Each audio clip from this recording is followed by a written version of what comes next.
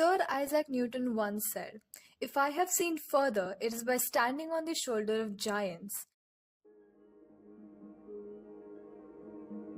Swimmy. This is the first animated film created at NID. Take a moment to notice the depth in the background. It's this invention that made it possible. A groundbreaking camera that bridged the worlds of 2D and 3D animation. That very camera now sits here on our campus, tucked away in the design gallery, gathering dust. But why does this elaborate piece of machinery sit there, seemingly forgotten? To answer that, we need to journey back to 1965. Prakash Murthy, in his book Animating an Indian Story, wrote, "Machines are sometimes known to inflict new religions upon those who touch them." The Oxbury camera did just that for Ishu Patel, the director of Swimmy and one of NID's first alumni. Patel used this revolutionary tool to adapt Leo Leone's beloved children's book into a film, bringing it to life with a sense of depth and movement that was unprecedented at the time. Joining him were Giovanni, an animation camera expert, and Leo Leone himself. This inspired the senior faculty members, including I.S. Mathur and Vikas Satwalekar, and sowed the seeds for an animation program at the Institute. To understand the Oxbury camera's impact, we need to look at its predecessors. Before the rostrum, there were tools like the rotoscope, which allowed animators to trace footage frame by frame, and the multiplane camera, which used layers of drawings to create an illusion of depth.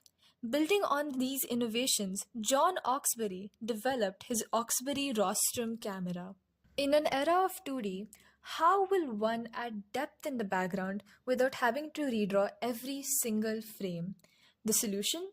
To divide the scene into foreground, middle, and background, painted on transparent sheets and placed at different distances.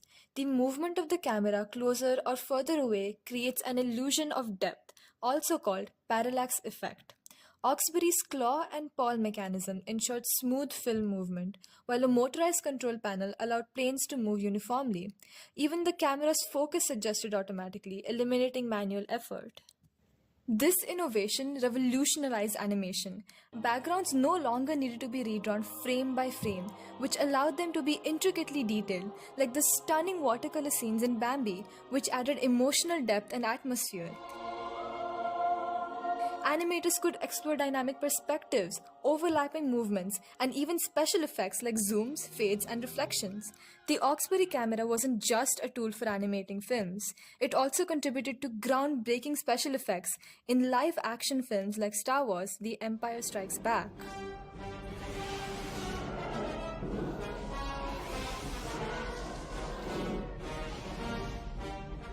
But as technology evolved, so did animation. Digital tools introduced real-time playback, which made for easier editing.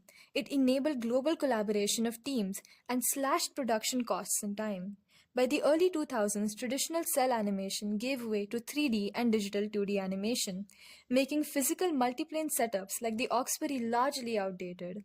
However, its influence still remains. Modern software continues to replicate principles like multiplane effects and motion control. The Oxbury may now be obsolete, but its legacy endures. It's not just the camera that stands as the Newtonian giant. It's also Swimmy, the film that laid the foundation for the art form of animation we cherish today.